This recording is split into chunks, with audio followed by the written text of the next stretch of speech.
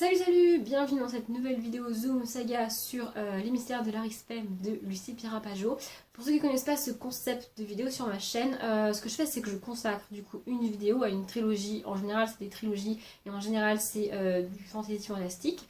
Et au lieu de tourner la vidéo complète une fois que j'ai lu les 3 tomes de la saga, ce que je fais c'est que je tourne un petit bout de vidéo à chaque fois que j'ai terminé un tome. Donc à la fin du tome 1 je tourne la vidéo, je vous résume le tome et je vous dis ce que j'ai pensé du tome. Et à la fin de ma lecture du tome 2, je vous résume pas le tome 2 parce que ça vous spoilerait, mais je vous parle du tome 2, je vous dis ce que j'en ai pensé, ce qui s'est passé, tout ça.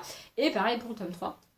Et donc là vous êtes en train de regarder la vidéo complète sur cette saga là. Et moi vous l'avez tunée, je suis en train de vous tourner juste le premier morceau parce que j'ai juste lu le tome 1. Alors la différence avec les autres c'est que j'ai lu le tome 1 il y a un moment maintenant, je crois que je l'ai lu, si je dis pas de conneries, en janvier 2018. Pour moi là on est en novembre 2018. Mais en fait, soit à Noël, soit début janvier si je l'ai pas à Noël, je vais m'acheter les tomes 2 et 3 de la saga parce que j'ai trop envie de les lire. Et donc avant de les lire, je me suis dit que j'allais tourner ce premier morceau de vidéo. Donc ça fait un moment que j'ai lu ce tome là, donc c'est Le sang jamais n'oublie. C'est le tome 1. Mais avec mon petit post-it sur lequel j'ai pris des notes et mes quelques souvenirs qui me restent, je devrais réussir à vous résumer l'histoire et à vous dire ce que j'en avais pensé à l'époque. On est dans une uchronie et en fait à la fin du livre, l'autrice nous dit c'est quoi l'uchronie en fait, qu'est-ce qu'elle a changé dans l'histoire réelle de la France. En fait en 1871, très précisément, il y a eu une révolution. Donc en 1871 c'est le moment où on passe de la 2e à la 3e République, pour rappel pour ceux qui comme moi seraient complètement perdus. Et donc à ce moment-là, il y a eu une révolution des communards contre le gouvernement, contre Versailles, parce qu'à l'époque c'était Versailles, pour essayer de retourner le gouvernement, de se révolter, enfin tout ça.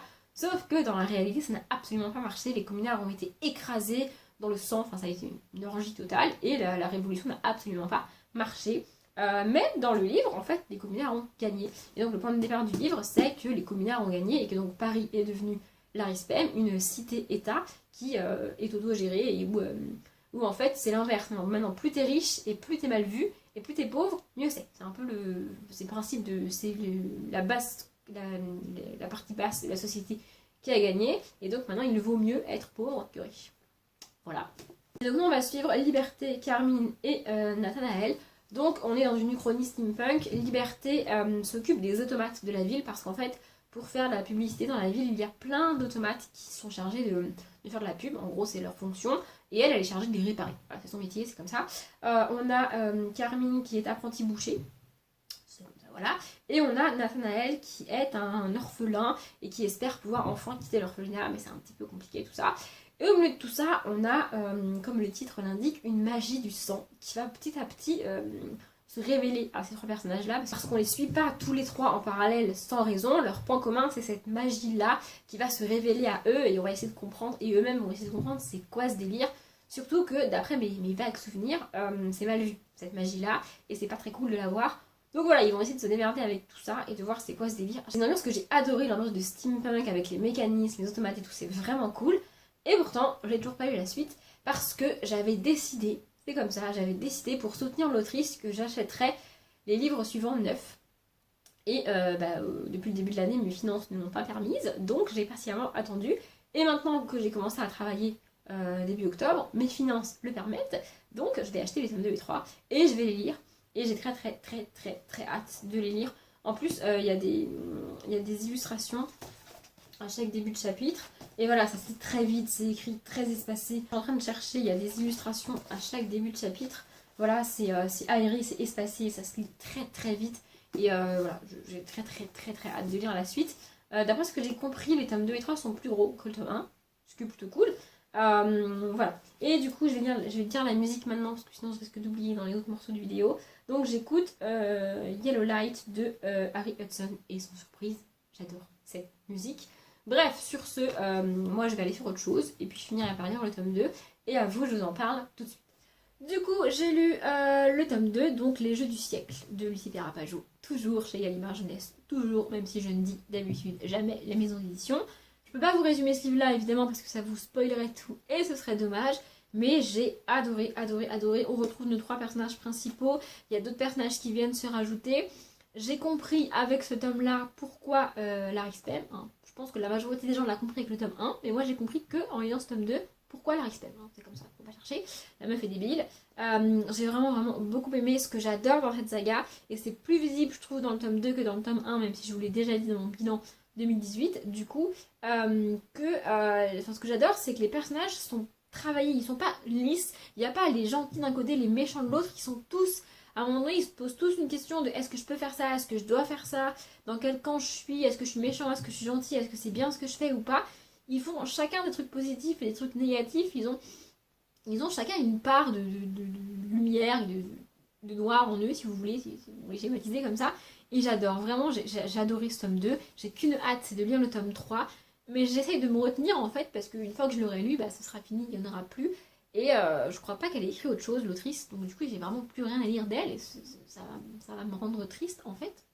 Mais en même temps, je me demande si le tome 3 c'est vraiment le dernier, parce qu'à la fin de ce tome 2 là, j'ai pas l'impression qu'un tome ça soit suffisant pour finir la saga. Alors peut-être que je me trompe et peut-être que ça va se résoudre plus facilement et plus rapidement que ce que je ne pense, mais en même temps j'aimerais bien qu'il y ait un tome 4, donc ça m'arrangerait qu'il y ait un tome 4. Hein. Voilà. Et ce que j'ai pas dit aussi, c'est que dans ce tome là, donc dans le tome 1 on a Carmine et Liberté d'un côté et Nathanaël de l'autre, et dans ce tome là ils vont se rencontrer. Voilà, j'ai trouvé ça vraiment cool. C'est hyper fun et j'adore cette saga, vraiment.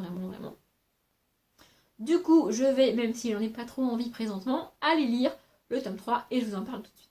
Et du coup, j'ai fini par lire le tome 3, j'en attendais beaucoup et je suis globalement déçue par ce tome 3. Donc on y suit toujours Nathanaël, Liberté et Carmine. Je vais pas vous dire qu'est-ce qui leur est arrivé et où ils en sont au début du tome 3 parce qu'évidemment ça vous spoilerait toute l'histoire. Mais on les retrouve et on va les suivre. J'ai trouvé le tome dynamique. Au début, il se passe vraiment pas mal de choses. On avance, ça se met en place. C'est un tome 3, donc c'est un peu le tome de la conclusion. Donc évidemment, il faut que ça avance, il faut que ça bouge. Sinon, ça va être nul. Mais plus on avançait, et en fait, il y a un truc qui m'a dérangée. Dans le tome 1, donc le tome 1, c'est le sang, jamais n'oublie. Et il va y avoir une espèce de pouvoir avec le sang, par rapport au sang. Et, non, je vais pas vous spoiler, promis, je vous spoil pas du tout sur le pouvoir, sur comment ça marche et tout. Mais moi, je trouve qu'il y a un truc, en fait, il y a un moyen d'utiliser le pouvoir avec lequel je suis pas d'accord. Ça ne devrait pas marcher comme ça. Pour moi, c'est pas cohérent, c'est pas logique, ça ne marche pas comme ça. Il y a plusieurs personnages qui vont utiliser ce pouvoir-là comme ça, c'est-à-dire de la manière que moi, je ne trouve absolument pas logique. Et du coup, ça m'a dérangée, d'autant plus que ça permet à l'autrice de mettre des choses en place que du coup, qui n'auraient pas dû se passer comme ça, selon moi. Puisque le pouvoir n'aurait pas pu être utilisé comme ça. Je sais pas si c'est très clair ce que je dis. Mais voilà, il y a des incohérences pour moi, à la fois par rapport au pouvoir et du coup dans l'histoire. Et ça m'a dérangée, j'ai trouvé ça vraiment dommage. Et la fin m'a dérangée aussi. Alors je voulais que ça se termine comme ça, j'ai pas été déçue par la fin, en tout cas pas pour la finalité de l'histoire si vous voulez. Mais je suis déçue par la manière dont ça se passe. C'est précipité, c'est trop rapide. Je l'avais dit à la fin du tome 2, je ne voyais pas comment, avec un seul tome, elle pourrait finir son histoire. Et elle l'a fait, mais de manière extrêmement précipitée. C'est presque trop facile, trop rapide.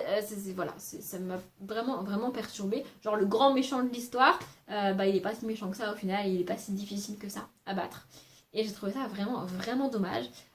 Ça reste une saga très cool, une uchronie steampunk à la limite de la dystopie, je dirais, qui est vraiment très bien. C'est un univers génial et pour les plus jeunes, ça peut être vraiment cool.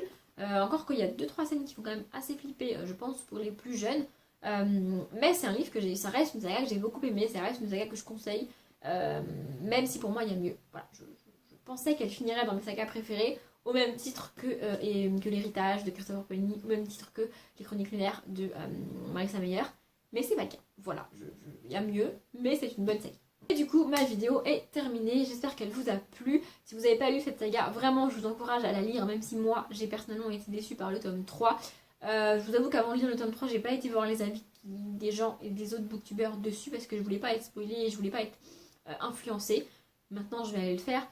Je pense quand même que ça reste une saga majoritairement appréciée. C'est vraiment un univers intéressant et cool. Vraiment, je conseille cette saga. C'est juste que le tome 3, pour moi, est pas le meilleur des trois. Et quand c'est comme ça, du coup, on a une espèce d'arrière-goût dégueulasse dans la bouche quand on a fini le livre. Vous voyez ce que je veux dire?